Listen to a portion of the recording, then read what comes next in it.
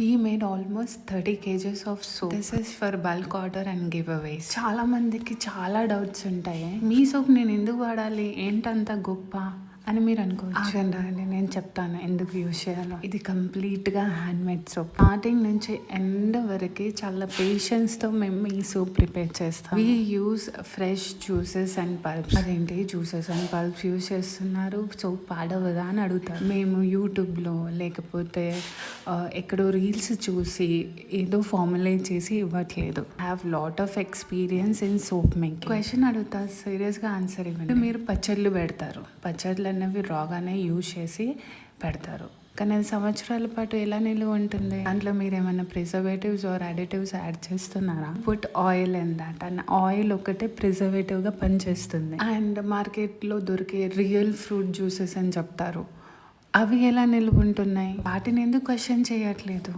Listen, I will make clear and simple in this video. మంది నన్ను question అడిగారు, soaps ఎలా ప్రిజర్వ్ ఉంటాయి? మెల్ట్ అండ్ పోర్ సోప్స్లో న్యాచురల్గానే ప్రిజర్వ్ కంటెంట్ అనేది ఉంటుంది.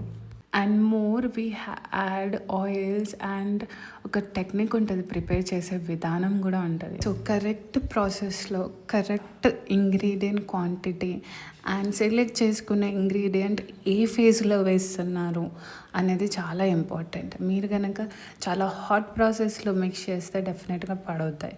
So there is a certain techniques which we use which came with our experience. అందుకే I hope your doubts are clear.